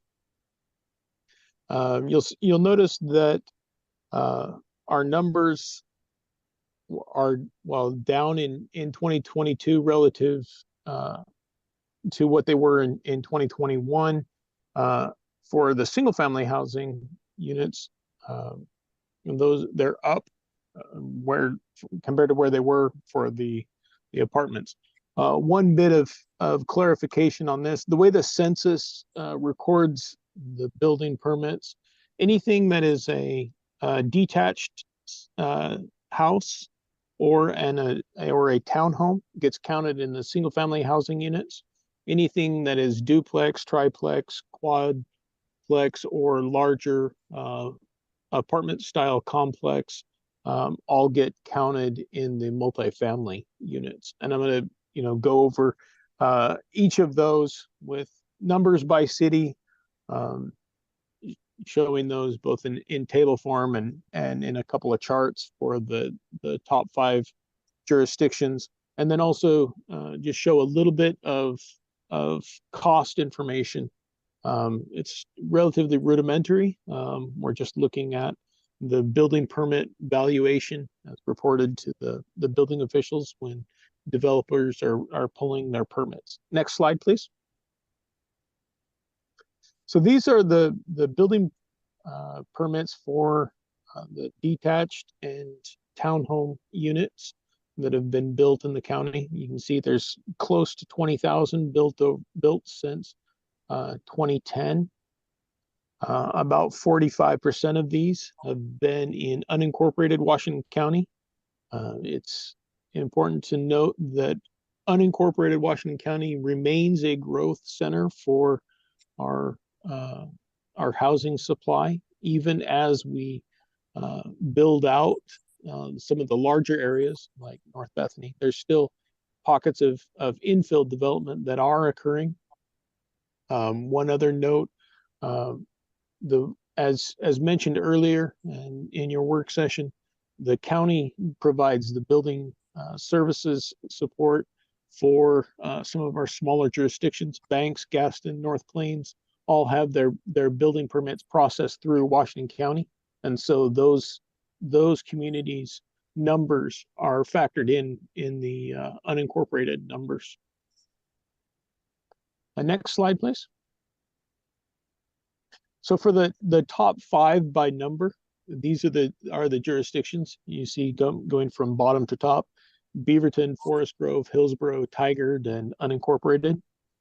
This kind of just visually shows you where the bulk of our development is coming from. The other communities combined account for about 30% of the total. Next slide, please. This one is, as I said, the average permit value for the homes. This is the basis of the building permit fees, and it's partially a function of the mix. Obviously, a detached home will have typically a higher construction cost than a townhome unit. So may I interrupt just a little? Absolutely. So those figures mean what it costs to construct the home, is that right? Yes, the value that the builder puts on the construction, to some extent, it's based on size and materials. There are some state averages that factor into this. It's not necessarily, I wouldn't use these numbers for doing cost estimating. If I were a builder, I wouldn't, if I were, a builder and building in Beaverton and I had a new house, I wouldn't necessarily go to the bank and say, all right, I need $313,000. But this is the value of the construction as it's being built. Okay. So you can see that it varies somewhat by community. We've got a couple hands up. Do you mind No, taking go ahead. I saw I'm not sure. Oh, go ahead, Commissioner Lockwood. Yeah, I'm not sure who was. Yeah, Commissioner Kaiser, please go ahead. Oh, I was going to say, Mike, go ahead. Mike was before me. Okay. Thank you. Question, I guess, or clarification is, being a builder developer, in my experience in Washington County and City of Hillsborough, we don't actually provide the values. We provide the information. The county provides the values, or the city provides the values, with very rare exceptions. There are a couple types of permits where we provide an estimated value. So if somebody at the county can clarify or correct, but as somebody, as a builder, that's my experience. The county assigns the values based on the room counts and the amenities and things, or the different systems and things that are going in the house. The builder doesn't provide those. I believe that's correct, Commissioner Fry. I think that, and this I'm getting out over my skis a little bit here, but I believe that those figures are based off of some statewide tables, or they may be regionally adjusted. But if you say you have a 70 square foot room of such and such a type, and the furnishings are such, then it's going to come in as a thing. So in other words, if the home were the exact same size, I believe it would come in at the same valuation for each community. I think that's the way it goes, but I would need to check with the building staff to know for sure exactly how those valuations are calculated. I can jump in. It is based on state guidance for calculation evaluation. So, and this shouldn't be conflated with market value. It really isn't related to market value either. It's just showing that things were a certain average valuation in that time period, 2010 to 22. And now those numbers are bigger if we just look at 2022. Yeah. The only question I had, if Mike's done, are you done, Mike? Yeah, I just wanted to confirm that and clarify the builders aren't providing these numbers, because that could provide all kinds of variances. And I'm finished. Thank you. I just had a question about when we talk about values, that's based on the construction of the home, not based on the land purchase and systems development charges and everything else that kind of go into that as well, right? Because from my perspective, when we're talking about homes, those are all part of the value too. If the idea behind these numbers is not to include those, that's fine. I just want to make clear that, you know, that number's not close. Yeah, no, I absolutely. That's a great point. This number, you could say it represents the construction cost. It does not include all of the soft costs, the land preparation costs. It does not include the cost of the raw land, does not include cost to install utilities. And obviously, with none of those costs included, it's no surprise that you won't be able to find new construction for sale in Beaverton at, you know, an average of $300,000, for example. There's a lot of additional jumped on this. Oh, go ahead, Ken. This is just the building permit valuation. Right. So the reason I jumped on this, and I think why Mike and I both jumped on this, is numbers like this are deceptive for planning commission members, because what we see there is we go, well, man, that they're saying the house is worth 350 and then they're selling it for 700 to 800,000. There must just be rolling in dough there. And that's not the case at all. Once you throw all the land cost in, once you throw all the development cost in, once you throw all the SDCs in, your land price, I mean, look, it's not like guys who are building are going poor tomorrow or anything, but at the end of the day, it's not like it's a 150% markup either. Yeah, no, that's a great point. This is not to be conflated with retail price of a house. It's not to be conflated with the cost, the total net cost to the builder. This is just the building permit valuation. Any other questions on this before we move to the multifamily side? Okay, next slide, please. Similar table. The structure is the same. Here you see the influence in Washington County is a little bit less. Most of the multifamily units have been going up in Hillsborough and Beaverton. The county, the unincorporated portion of the county is about 20% of total. You know, Beaverton about 35-40% of total. I'm sorry, Beaverton about 20-25%, Hillsborough about 35-40% of total, and the rest of the communities in Washington County about 20-25% of total. One thing to note here is that last year was kind of a bumper year. We haven't seen that many multifamily units built since the 2013 to 2015 time period. Next slide, please. Here's again, same top 5 jurisdictions. You can see, just at a glance visually, where are the new apartments largely? Where are those new apartment developments happening? And you see it's largely the communities of Hillsborough, Beaverton. That's not really surprising. Those are the county's 2 largest communities. Next slide, please. And again here, this is average building permit valuation per unit. And this is also another caveat on this. This is only based on the developments that have 5 or more units per building. So typically these are the larger apartment complexes. A 6-8 unit complex would also fall in here, but all of the smaller, if somebody were building a 4-plex, 4 2 up, 2 down apartments, that would not be captured in this. Again, you see a lower cost per unit, but these are not all of the costs. The same caveats that went along with the first one go along here. Any questions about that data?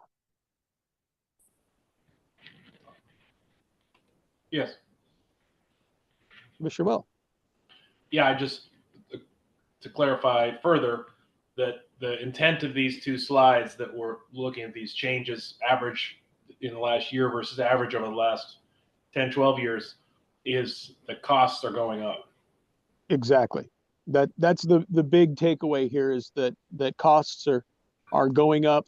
You don't see that in Cornelius just because of a quirk in the data where there wasn't a lot of multifamily going up before 2022. So that's why you're not seeing a jump there, but everywhere else you're seeing a jump. So to build a fiveplex in Beaverton, it's about $50,000 more. So it's $10,000 more per unit. Well, is that what you said? 5+, or it could be a it could be a 6 or 7. Okay. Yeah, and this all the other caveat here is this is not there's nothing in here that's analyzing the type. You know, so if you're building a bunch of studio apartments, the cost per unit on those is going to be lower typically than it would be for a 3-bedroom apartment, just because it's smaller, a smaller unit. Okay, just showing a trend. I thank you. Yeah. Next slide, please. So that concludes the presentation, unless you have additional questions.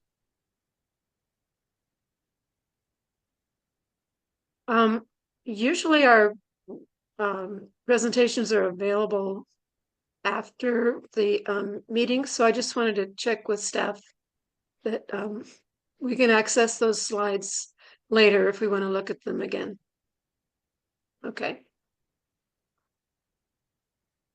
I don't see any questions, so thank you very much for your presentation. Our next item is upcoming transportation ordinances, and I think Diami Valentine is presenting.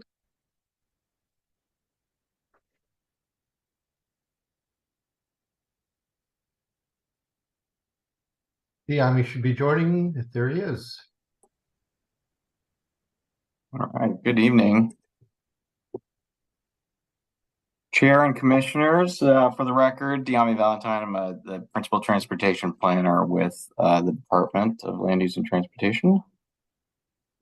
And we wanted to provide just a quick overview of some of the upcoming transportation ordinances that will be coming before the Planning Commission over the next year or so. And so just want to go to the next slide, please. Thanks. So quick overview. I'm going to preview 3 upcoming ordinances that are kind of in process, and then the highlight that we will be doing a little bit scoping for our major transportation system plan update. So we want to walk through these. We have a minor amendment to our transportation system plan that will be coming before you this fall. We have work to some policy guidance around the complete streets implementation, and then the county's response to climate-friendly and equitable communities rules. Next slide. So I'll walk through each one of these in a little bit more detail. So in the transportation system plan, minor amendments, this is really just to reflect work that has occurred, gone through public processes, consistency with other city transportation system plans, specifically the city of Hillsborough and Tigard, and reflect some of the transit service changes that have come out of TriMet's Forward Together planning work, as well as potentially some other non-substantive amendments. And as I mentioned, this we have a proposed filing of next month. So this will come before you later this year. And then if you want to go to the next slide, just the big one for our that's gone through our process is the Council Creek Regional Trail. We have been doing preliminary design and engineering. and have received funds to construct the trail between Hillsborough and Forest Grove. And so the transportation system plan update will adopt the preferred alignment, which is along an abandoned rail corridor between Hillsborough and Forest Grove. So it'll be one of the elements of the minor amendment to our TSP that will be before you. Next slide, please. And then the complete streets work, we have, I think as we've shared before through the work plan discussion, been in the process of working with our engineering group and to update the road construction and design standards. And through that work, identified some policy guidance to really establish a process and design to better support all of our road users. Our current plan, transportation system plan, is really multimodal. This would just be kind of tying those elements together and providing a little bit more guidance in terms of context sensitive design and more assurance in terms of the type of design that would be desired. And we have a proposed filing of spring 2024. So you'll see that in later spring. If you want to go to the next slide, I think it would just offer a little bit more detail in terms of what that specifically may look like. So we have considering design based on the land use context. So current standards really require us to look at more of existing conditions. And so we have an intent to focus on enabling designs that are aspirational, looking at future conditions.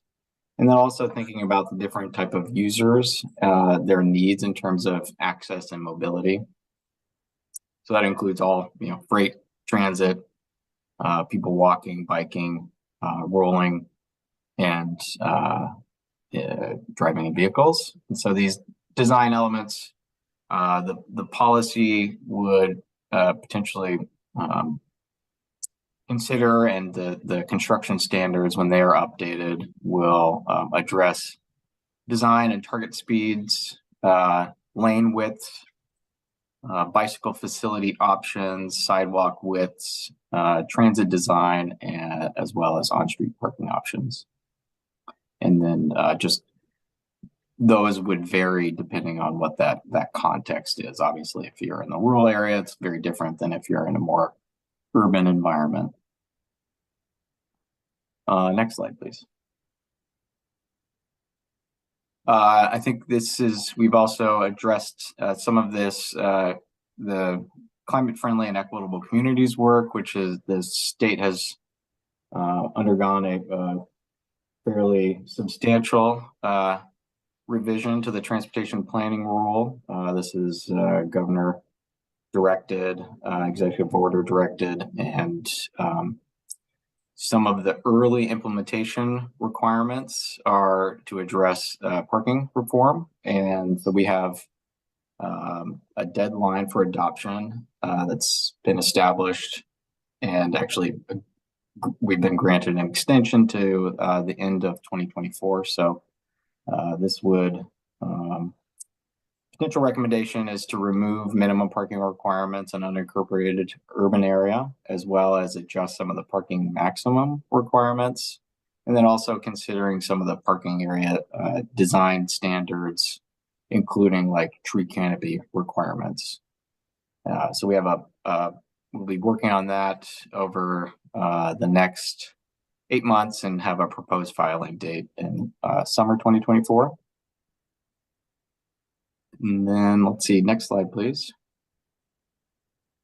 So just to give a little bit of a highlight in terms of what we anticipate for the scoping for the major transportation system plan. So our last major update to our transportation system plan was through 2 series of ordinances back in 2013 and 2014. And we've made amendments periodically over the last 10 years, but this would be a larger effort. We would anticipate a longer time frame before we would actually have ordinances being filed. So probably a 3 to 4 year time frame. But we're going to start scoping this next year and really thinking about, with the substantive changes at the state, and there will be also substantive changes regional that we will be needing to address, assessing those requirements. Also thinking about some of the key drivers of change that we'll be needing to address in the near and long term, 20-year horizon. And then also developing an equitable public engagement process, really thinking about engaging our community around desired outcomes. And I think strong effort of this will really be a stronger implementation framework. And next slide, we kind of just wrap this all up in visually giving you some time frame and letting you know kind of when those target dates are for your action, so that we anticipate a first hearing on the minor amendments occurring in December. We would anticipate the complete streets initial hearing in May, and then the parking reform later in the year in September. Those are obviously all subject to change, so but just to give you an idea, with the major TSP scoping starting next fall. And I believe with that concludes my presentation. I'm happy to take any comments or questions at this time. Oh, thank you. Commissioner Will. Thank you. It was a good presentation. I just, at the beginning, I was a little confused on the title, Complete Streets. I think I got it now, but just to confirm that the Complete Streets concept is not to finish half-built streets. It's to look at the what is a section for a street, or what is a design parameters for a street, and have more options or more details or more scenarios to really complete the streets process to be serving all. Is that what you're serving the community in the best way? Is that what Complete Streets means? Yeah, that's exactly right. So it's really when we talk about complete streets, we're saying it's going to serve all modes, including addressing like stormwater management. You think about some of the streets that we've actually most of the streets that Washington County constructs tend to have bike lanes, sidewalks, providing for safe operations, as well as stormwater management. So that's really kind of what a complete street is. But within that cross section, there's, is the bike lane 6 feet? Is it 6 feet with a little bit of a buffer? Is the sidewalk 5 feet, or is it 8 feet? Is parking allowed or not? And so it's those type of trade-offs that this effort will really help and provide a little bit more assurance around what that kind of preferred cross-section would look like, and specifically kind of a process in terms of how we coordinate and collaborate with our engineering as well as our city partners on these designs. Is that mostly an issue that's a concern because of large major streets, or is this revisiting like what a neighborhood street should look like? This will be primarily focused on the collectors and arterials, so the larger facilities. Okay, thanks for that clarification. Yep, thanks for the question. Commissioner Morbido. I'm just curious if any of our partner cities are also doing an update around the same time so we can collaborate, or if they're on a different timeline. With regards to the complete street work or which? Yeah. I mean, like on a personal level, I live in the city of Beaverton, and my child's school is also in the city of Beaverton, but we have to travel through unincorporated Washington County to get there. And there are portions without bike lanes and sidewalks. So I'm just curious. Yeah, no, good question. I know the city of Beaverton in particular is actually in the process of doing a complete street. They're incorporating a complete street standard, essentially providing some similar guidelines. So others have similar policies, not necessarily as may not be as articulate as ours hopefully will be, but the expectation kind of at a regional level is really to have complete streets, but in terms of how that specific design looks, certainly does vary by community. And I just jump in and add a little bit more to that, which is that the Complete Streets Design Update is intended to be the policy guidance and the design standard guidance for it. It's not a funding decision that this is a road that needs to be improved with sidewalks and bike lanes. That's a separate process. Speaking specifically to the road that you're talking about, that sounds like it just needs bike lanes and sidewalks added to it. So that would be a different process. Yeah, and then on the policy level, just thinking more about where schools are located and how people can get there. Mm-hmm. I think Exactly. They're priority locations for these kinds of improvements.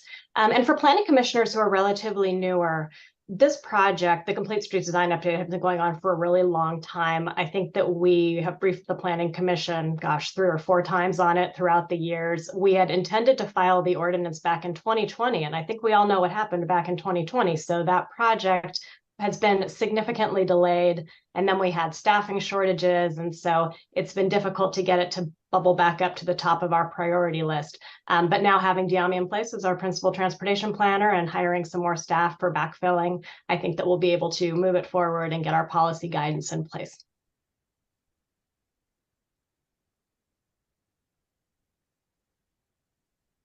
Any more comments from commissioners or questions? Commissioner Fry. So I initially had a funding question, but I guess that's not really completely relevant. But just another thing that's been kind of on my mind here is we've got, and this is probably a bigger question than what we're looking at here, but we've got all these e-bikes and e-scooters and stuff now. And I'm wondering, as we evaluate what we might have thought of for our streets and our infrastructure in the past, with these e-bikes that can zip down the road almost as fast as a car going through a bike lane or on a sidewalk like they really shouldn't. Does that change how we should be planning things, or is it just more of a regulation question, perhaps, for how we allow people to operate those? That's a great question, and certainly one that we've been wrestling with, and others have as well, because it does, introduce potential safety and other conflict issues between the various users of that facility. So I think it is appropriate to look at that more closely. I mean, I know in terms of work that we're doing around the Council Creek Trail in particular, we're thinking about those user groups or user types and how to accommodate them potentially. I mean, I think there are certainly some policy questions that could be addressed, whether it's through the Complete Streets work or perhaps through the major streets, the transportation system plan update, thinking about, how if there are other considerations that would need to help address some of these issues. I know, for example, the Banks for Nonia Trail, again, these are kind of off-street facilities that I'm talking about for examples, but that's where they've seen some of these incidences where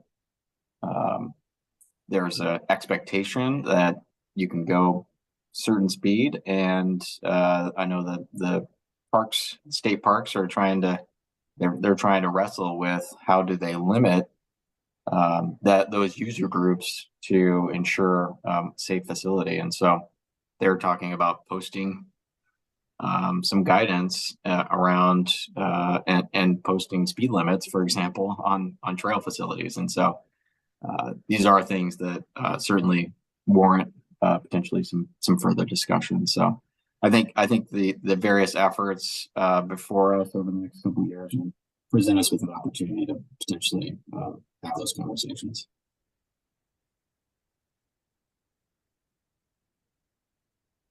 Any other questions? I have a couple. A couple slides back, you mentioned tree canopy, and also you mentioned key drivers of change, and I wondered if you'd talk a little bit about each one of those.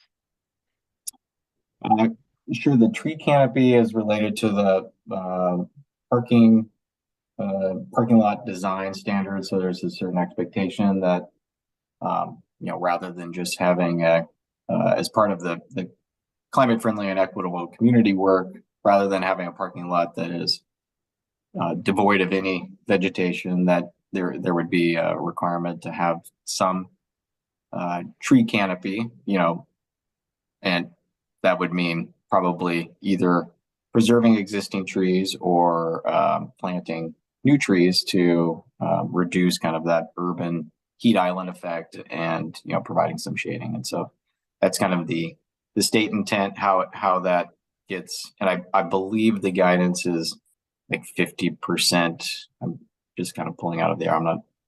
Don't quote me on that, but we would have to incorporate some of those provisions into our code.